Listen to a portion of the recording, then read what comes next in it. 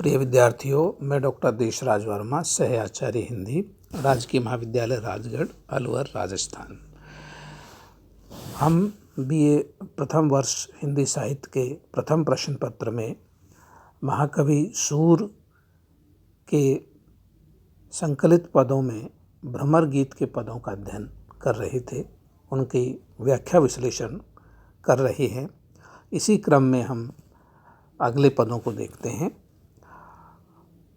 ऊधो मन नाही 10-20, एक हुतो सो गयो हरि के संग, को आराधे तुव ईश। प्रसंग हम पहले देख चुके हैं कि लंबे अंतराल के बाद भगवान कृष्ण अपना संदेश उद्धव के माध्यम से गोपियों तक पहुंचाते हैं और गोपियाँ और उद्धव परस्पर आपस में विचार विमर्श करते हैं, बातचीत करते हैं। उद्धव जी उन्हें निर्गुण ज्ञान का संदेश देते हैं। गोपिकाएं कृष्ण प्रेम में पगी हुई हैं और वो कृष्ण प्रेम के अलावा अन्य बातें सुनना ही नहीं चाहती हैं। और भ्रमर गीत का उद्देश्य की भी हम पूर्व में चर्चा कर चुके हैं कि निर्गुण का खंडन और सगुण प्रेम का मंडन ही भ्रमर गीत का उद्देश्य है। इसी क्रम में जब उद्धव गोपिकाओं से कहते हैं कि आप मन से आप निर्गुण ब्रह्म की उपासना कीजिए, तब बड़े ही सहज ढंग से गोपियाँ उद्धव को जवाब देती हैं, प्रति प्रश्न करती हैं और कहती हैं कि हे उद्धव, तुम कितने आयाने अज्ञानी हो, तुम्हें पता नहीं कि मन को 10-20 थोड़े ही हैं। एक मन होता है, एक हुतो सो गयो श्याम, एक मन था, हुतो मन ही था, ब्रज में हुतो था को, एक मन था जो कृष्ण के साथ चला गया। को अवराध है, अब किस मन से, अब कोई मन तो शेष बचा नहीं, अब किस मन से तुम्हारे निर्गुण ब्रह्म की हम उपासना करें। अर्थात हम निर्गुण ब्रह्म की उपासना नहीं कर सकती क्योंकि मन एक है जो हम लगा चुके हैं उसको। बही अति शिथिल सब है माधव बिनु, जथा देहि बिन शीश। अब कहते हैं कि हमारी जो इंद्रियां हैं वो सब शिथिल हो गई हैं। सब माधव बिन, हमारे प्रिय माधव कृष्ण के बिना हमारी समस्त वृत्तियां, हमारी इंद्रियां बड़े शिथिल हो गई हैं। और ठीक वैसे ही जथा, जैसे कि देह बिन शीश, जैसे बिना शीश के देह की स्थिति हो जाती है। जैसे बिना सिर वाला जो धड़ है वो कबंध कहलाता है, वो दिशाहीन होता है, उसको दिखाई नहीं देता, छटपटाता रहता है। वो कहते हैं कि हमारी भी ठीक स्थिति उस कबंध की तरह सिर कटे हुए धड़ की जैसी हमारी स्थिति हो गई है। अर्थात हम विरह में व्याकुल हैं, छटपटाती हैं और कृष्ण ही हमारे आराध्य हैं, वही हमारे सिरमौर हैं। उनके बिना हमारा जीवन नीरस है, निस्सार है। श्वासा अटक रही आशा लगी, जीव ही कोटि बरीस। कहते अब हम प्राण भी नहीं त्याग पा रही हैं क्योंकि हमारा मन तो कृष्ण की मिलने की उत्कंठा और आशा में लगा हुआ है। हमारे श्वास इसी इंतजार में अटके हुए हैं, प्राणों में से जुड़े हुए हैं कि कब कृष्ण आए, कब उनसे हमारा साक्षात्कार हो। जीव ही कोटि बरीस, भले ही हमें कोटि कहते करोड़ों वर्षों तक हमें जीना पड़े, इंतज़ार देखना पड़े, लेकिन हम कृष्ण को ही देखना चाहती हैं, कृष्ण से ही मिलना चाहती हैं। वही हमारे आराध्य हैं, वही हमारे प्राणाधार हैं।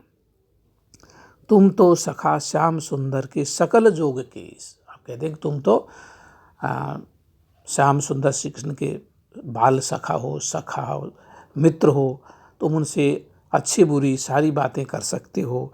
और साथ ही साथ गोपिकाएं एक व्यंग बाण भी छोड़ती है कि तुम सकल योग के ईश हो, संपूर्ण योग के जानकार हो, योगेश्वर हो, तुमसे क्या छुपा हुआ है, अर्थात तुम सब कुछ जानते हो। सूरदास रस की बतियाँ पूर्वो मन जगदीश, कि हे उद्धव, हमारी जो कृष्ण प्रेम की जो बातें हैं, जो कृष्ण की रस से परिपूर्ण जो बातें थी, उन बातों को आप, हमारी इन बातों को कृष्ण तक पठा देना, पहुंचा देना। पूर्वों मन, इन जगदीश कृष्ण तक हमारी इन बातों को पहुंचा देना, वहाँ तक इनको प्रवर्तित कर देना। उन तक इस मैसेज को कन्वे कर देना, ऐसी प्रेम से परिपूर्ण संदेश को पहुंचाने की बात गोपियां करती हैं। अब आप देखिए कि गोपिकाएं कृष्ण प्रेम में किस तरह से डूबी हुई हैं। जैसे शहद की, या कहें कि मधुमक्खी शहद में भीगी होती है, ठीक उसी तरह गोपिकाओं का मन भी कृष्ण प्रेम में भीगा हुआ है और वो उड़ नहीं पाता, कृष्ण को छोड़ नहीं सकता, उस पर चिपका हुआ है।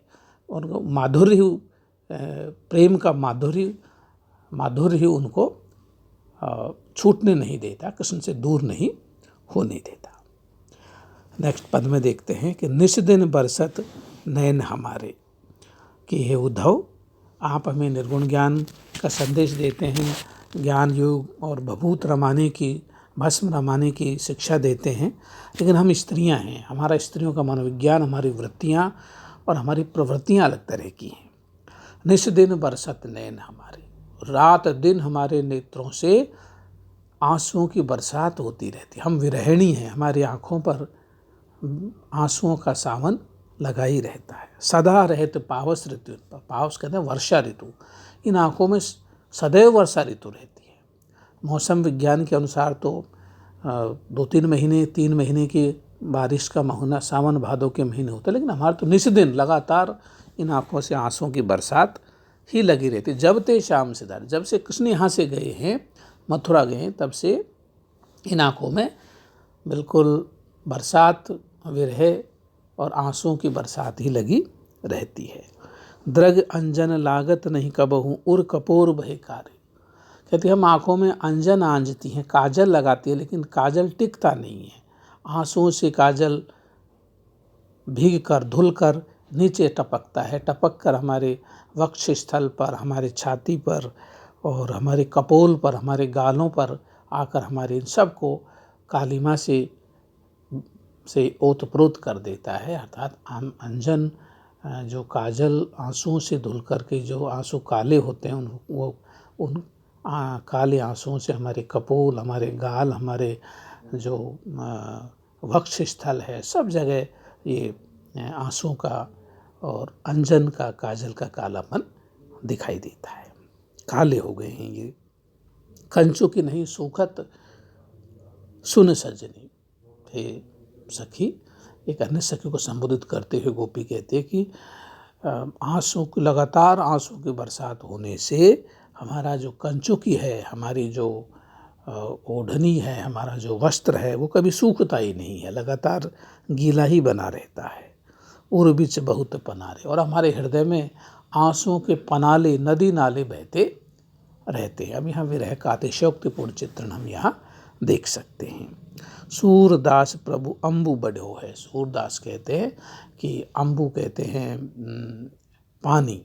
अब हमारी आँखों में इतनी बरसात है कि नदियों का जल स्तर भी बढ़ गया, नदियों में बाढ़ आ गई है।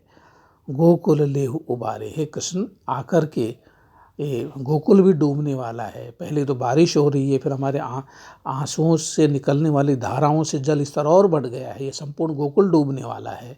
आप आकर इस गोकुल को उबार लीजिए, क्योंकि आपने गोवर्धन पर्वत को भी अपनी अंगुली पर धारण करके ब्रजवासियों को बचाया था, उनकी रक्षा की थी। एक बिंब हमारे सामने उभरता है। कहें लो कहो श्याम सुंदर, विकल होत अति भारे। अब सूर कहते हैं कि गोपिकाएं कहती हैं कि हे उद्धव, अब हम कहाँ तक इस विरह के दुख का बखान करें, कहाँ तक बताएं। हम विरह से इतने भाव विह्वल हो गए हैं, व्याकुल हो गए हैं कि अब हम उसको बता भी नहीं सकते। विकल होत अति भारे, व्याकुल होकर हमारा मन, तन मन बोझिल हो गया है, हम बता भी नहीं सकते। हमारा जो मन है वो दुख से ओतप्रोत, विरह से ओतप्रोत हो गया है। ये नेक्स्ट पद है कि कृष्ण वचन उद्धव प्रति, उद्धव के प्रति कृष्ण कहते हैं कि उद्धव मोई ब्रज विसरत नाही, कि भक्त को भगवान याद करते हैं। भक्त ही भगवान को याद नहीं करते हैं, बल्कि भगवान भी भक्तों को याद करते हैं। उद्धव से भगवान कृष्ण कहते हैं कि उद्धव मुझे ब्रज रह रह करके याद आता है, भुलाए नहीं भूलता हूँ। हंस सुता की, हंस सुता कहते हैं यमुना, यमुना के तट कगरी कगार रह रह कर याद आते हैं। कुंजन की छाई और तमाल, तरु तमाल और लता कुंजों की छाया, जहाँ मैंने कभी लीलाएं की थी, रास लीलाएं की थी, गायें चराई थी, गोचारण किया था, विभिन्न प्रकार की लीलाएं की, वो दिन भी कितने सुंदर थे, रह रह कर मुझे याद आते हैं। वे सुरभि, सुरभि कहते हैं गाय, वे गायें जिनको हम कभी चराते थे, हाँकते थे, वे बच्छ, वो बछड़े, वो दूध को दुहने का पात्र दोहनी, खरिक दुहावन, गौशाला में जाकर के गोदोहन करना, गायों से दूध निकालना, ये सारे के सारे घटना प्रसंग रह रह कर याद आते हैं। ग्वाल वाल सब करत कोलाहल, ग्वाल वालों के साथ मिलकर के नाचना, कूदना, कोलाहल करना, नाचत गही गही बाहें, एक दूसरे की बाहाँ पकड़ कर के हम गोल गोल घूम करके नाचते थे। गही गही में पुनरुक्ति प्रकाश अलंकार हम देख सकते हैं। यह मथुरा कंचन की नगरी, मणिमुक्ता हल जाही, ये कहते हैं कि ये मथुरा है, यद्यपि मणिमाणिक्यों से भरी हुई राजधानी है, नगरी है, यहाँ किसी तरह सोने की बनी हुई है, किसी तरह की कोई कमी नहीं है, लेकिन फिर भी मन लौट करके दौड़ करके फिर उस अतीत के आंगन में, वही देहाती परिवेश, वही मेरे बचपन के दिनों में जाना चाहता है।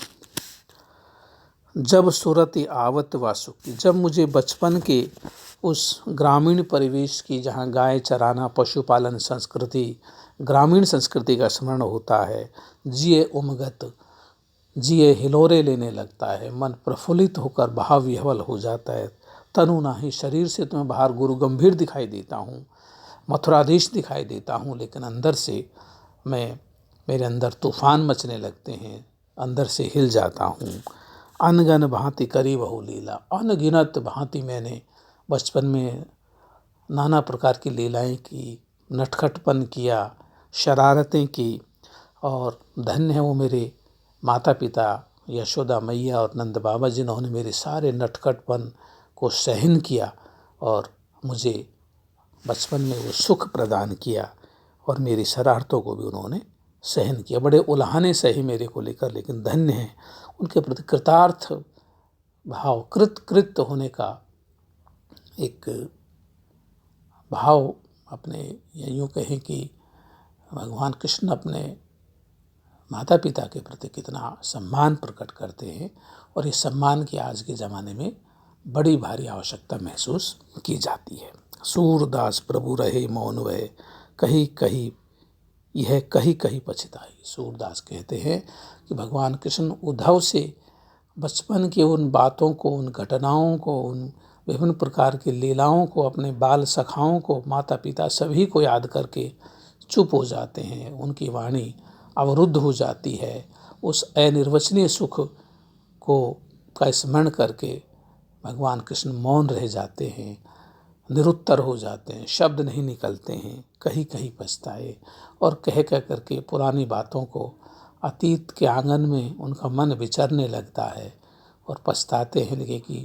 लेकिन ये सत्य है कि समय लौट कर नहीं आता, वो बचपन अब दोबारा नहीं आ सकता। धन्यवाद।